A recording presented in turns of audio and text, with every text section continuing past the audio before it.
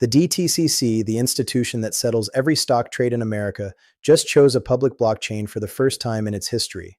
Franklin Templeton started building toward this in 2019, and the CEO of the Stellar Development Foundation confirmed on live television this week that more network partnerships are coming. The announcement made headlines. The story underneath it did not. Did you know the DTCC had been quietly testing this technology for years before making this announcement public? Drop a yes or a no in the comments right now. This is not financial advice. This is for educational and informational purposes only. Do your own research before making any financial decisions. If this kind of institutional breakdown is useful to you, hit the like button. It helps this reach more people who need to see it. Now let me walk you through exactly what happened and what it means for the thesis you have been holding. Every headline about this week's announcement gets the announcement right and misses the story beneath it. The Depository Trust and Clearing Corporation, the DTCC, is not simply one institution among many in American finance. It is the settlement infrastructure the entire system runs on. Every time a stock is bought or sold on a major American exchange, the DTCC completes the settlement. Settlement is the moment a trade becomes final, the point at which ownership formally transfers from seller to buyer. The DTCC handles this for trillions of dollars in assets every single day. When the DTCC chooses a technology for any part of that process, that choice carries the weight of everything that depends on it. The Stellar Development Foundation is the nonprofit that supports the Stellar Network, a public blockchain built from the beginning for financial applications. Cross-border value transfer, digital asset issuance, and the compliance architecture that institutional players require before they will seriously engage with any new technology. Danelle Dixon is the CEO and executive director. She appeared on live television this week to explain what the DTCC partnership actually means. Near the end of the interview, she made a statement that most of the coverage this week has not examined. The announcement itself is that the DTCC plans to enable the tokenization of DTCC custodied assets on the Stellar network with a launch timeline of 2027. Tokenization gets used constantly without being defined. Here is what it means in this context. A DTCC custodied asset is a real financial instrument, an ETF, a money market fund, a share of stock that the DTCC currently holds as part of its settlement role. Tokenization means representing that asset digitally on a blockchain. But Dixon drew a distinction that is not showing up in most coverage. There is a real difference between a wrapped token and native issuance. A wrapped token is a digital receipt. It points back to an asset held in a traditional database somewhere else. Native issuance means the blockchain becomes the primary record. The legally binding record of who owns the asset lives on-chain as the source of truth. Not a copy, not a receipt, the actual record. That distinction is at the center of what the DTCC is building toward. Dixon pointed directly to Franklin Templeton to show how this became possible. In 2019, Franklin Templeton asked a question the financial industry was not ready to engage with. Could a public blockchain serve as the transfer agent for a money market fund? A transfer agent is the entity that maintains the official ownership records for a fund. Franklin Templeton wanted those records on a public blockchain. They went through a years-long process with the SEC, demonstrating the blockchain rail could run alongside existing infrastructure simultaneously, proving the records were more accurate and more secure, working through every technical and regulatory question. They did not launch publicly until 2021, 2 years of process for one fund. Dixon did not frame that as a delay. She framed it as the right pace for the scale of responsibility.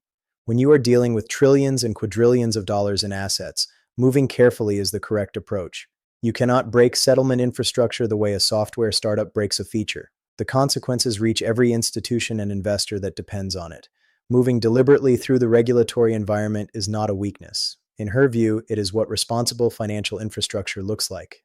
Because once you understand why the DTCC chose a public blockchain over a private permission system, and the specific answer Danelle Dixon gave to that question on live television, you stop reading this as a crypto adoption story. You start reading it as a story about what accountability looks like when it is built into infrastructure rather than audited after the fact. Here's the question anyone watching this week's news should be sitting with. Why would an institution like the DTCC choose a public blockchain at all? If your job is settling every stock trade in the United States without error, why would you put any part of that process on a network that is publicly visible? Dixon answered this directly. On Stellar, Institutions know who is validating their transactions. The validator layer is visible. Institutions define their quorum set. They choose exactly which validators they trust to confirm their records. The history is immutable. No settled transaction can be altered after the fact. And because the infrastructure is open, it grows through contributions from many participants rather than depending on any single vendor. She drew a direct parallel to the open internet. Every institution in the world already runs its communications and commerce on open infrastructure. No one owns the internet. No one controls it. The record of what has happened on it cannot be erased. That openness is why it became the global standard. Dixon said that if you ask her where the bet will be in 10 years, her answer is open permissionless networks. Same reason. The regulatory implication she raised separately is worth holding on its own. When a regulator audits a financial institution today, they receive a record book from that institution and are forced to trust it. They have no independent way to verify that entries were never altered after being recorded. With blockchain settlement, that changes. The record is permanent, visible, and traceable from every transaction back to its origin. Accountability stops being a reporting function and becomes a property of the infrastructure itself. Now here is where things get serious for what Stellar built before any of this was possible. There is one part of this week's interview that almost no coverage has addressed. The host asked Dixon a direct question near the end. Aside from what made the headlines, is there anything she wanted to highlight? What did not make the story? Her answer was not about price, not about market projections. It was about compliance at the base layer. That is the phrase she used. Most blockchain networks were built around a single guiding principle. Remove gatekeepers, remove friction, let anyone participate without asking permission. Stellar was built differently. Dixon said compliance was designed into the base layer of the protocol from the beginning, not added to satisfy institutional partners who arrived later, not layered on as an afterthought, built in before any institution had arrived at the table to ask for it. In the early days, she said, Stellar was building for institutions when those institutions were not yet there. They made choices that seemed premature, adding compliance architecture, building in institutional privacy options, designing for regulatory requirements that had not yet been formally codified anywhere. 7 years of building infrastructure for partners who had not yet arrived. The payoff is being chosen as the first public blockchain network by the institution at the center of Wall Street's daily settlement. The numbers are worth holding in view. $114 trillion. That is the figure attached to DTCC custody against approximately $34 billion in total assets currently on-chain across every blockchain network globally. $34 billion against $114 trillion. That is not a small gap. It is the distance between what exists today and where the infrastructure is being built to go. The DTCC is not the only institution with this scale of settlement responsibility. Add Europe, the United Kingdom, Australia, Japan, South Korea, and the UAE. Every major financial market is engaging with on-chain infrastructure in some form. The total picture forming globally has no easy comparison in modern financial history. Dixon was asked directly what percentage of DTCC's $114 trillion might eventually migrate to Stellar. 5%? 10? More? She said honestly that nobody has answered that definitively. The question is genuinely open. What she confirmed is that the 2027 launch timeline is real. The network is ready. The pacing mechanism is the internal institutional build process and the regulatory environment, not the technology. But this is the part almost nobody is connecting. One specific milestone she mentioned, the DTCC is launching its first testnet with Canton in July. Canton is a permissioned network with controlled access and a defined participant list. The fact that the DTCC is running parallel processes with both Stellar and Canton is not a contradiction. It is the multi-chain strategy in real time. Different networks for different applications, open and permissioned infrastructure coexisting and interacting as the build-out progresses. Before 2028, after-hours trading is expected to represent between 1 and 10% of the entire market.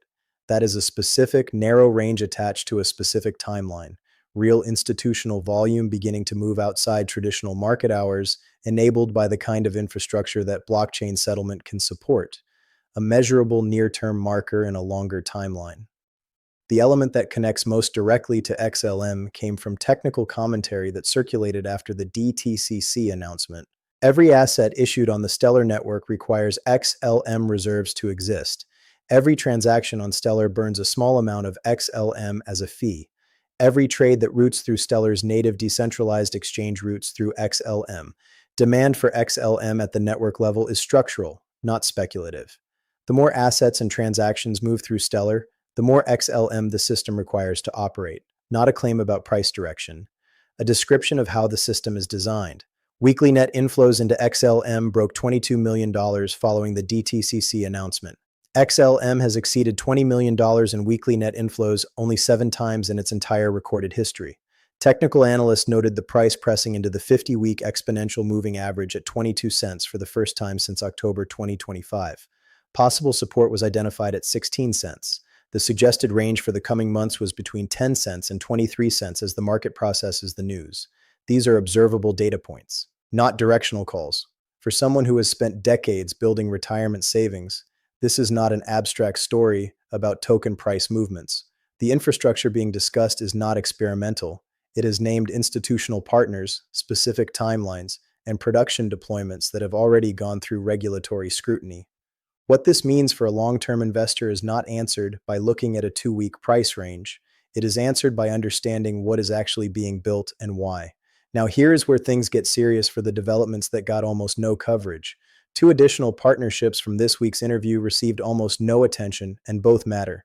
Stellar is partnering with Bermuda to bring parts of their economy on-chain. The goal is for citizens to pay the government and local merchants directly using the digital asset, not a financial instrument reserved for institutional investors. Everyday utility for people who have never touched blockchain technology. Stellar is also running a pilot with the Central Bank of Ghana on digital asset exploration, a central bank pilot. Dixon's framing of why this matters: no economy anywhere should feel like it lacks the same access to financial tools and opportunities that wealthier economies take for granted.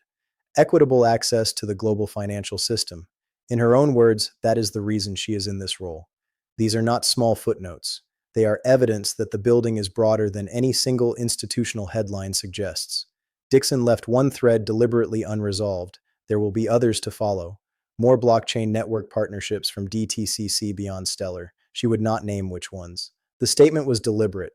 It was on the record, and the question of which networks are next is the one that nobody in this week's coverage has answered. And what happens next changes everything for the people who have been patient enough to track this. Step back from the individual pieces, and the pattern of this week becomes clear. The DTCC did not choose a private network.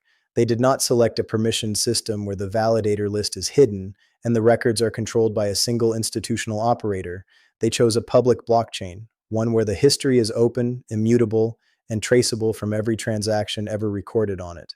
Franklin Templeton proved this model works in production.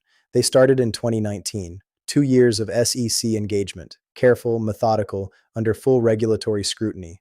They went live in 2021. The precedent they created is what the DTCC is now scaling. The distance between one money market fund and $114 trillion in settlement volume is not a gap in technology. It is a gap in institutional process and regulatory timeline. The regulatory environment has shifted. Dixon said directly that most of the groundwork is already laid. The SEC has worked through what native tokenization means in practice. The questions that needed real answers have been answered through years of production deployments and real-world pilots. What remains is the institutional build-out. Internal timelines, testnet phases, progressive expansion from early pilots to full production across the assets that flow through DTCC daily. Multi-chain is confirmed by the people building it. Dixon said the future has space for many competing networks, each better suited for specific applications. Brad Garlinghouse has said the same thing publicly in remarkably similar language, both of them using phrases about not letting the perfect be the enemy of the good, about building for where the world is heading rather than where it is today. 2 leaders from different networks. Same argument, this is not a coincidence. But this is the part almost nobody is sitting with. The announcements that have been made and the ones that are coming are not starting points. They are milestones in processes that began years earlier. The DTCC was testing this technology for years before any public statement was made. Whatever comes next, whatever other networks are announced, whatever the next phase of this build-out looks like, that process is almost certainly already underway. The person who has been patient enough to study what is actually being built, to understand why specific networks were chosen over others, to sit through a multi-year development cycle, that person is reading this week's news with a clarity the broader public conversation does not reflect. The infrastructure is being built. The institutions are engaged. The regulatory environment is forming around what has already been proven possible, not in theory but in production. After everything we covered today, does anyone in your circle actually know this is happening? I want to hear about it. Drop it in the comments below. If this video gave you a clearer picture of what is actually happening, go ahead and like it. Subscribe so you do not miss the next one. Share this with someone in your circle who is only following domestic crypto news and has no idea what is happening globally. The DTCC was testing this technology for years before any public statement was made. The announcements follow the work, they do not begin it. And the person who understood what was being built before the announcement arrived is reading this week's news with a clarity the broader public conversation has not caught up to yet. Stay informed, stay positioned. I will see you in the next video.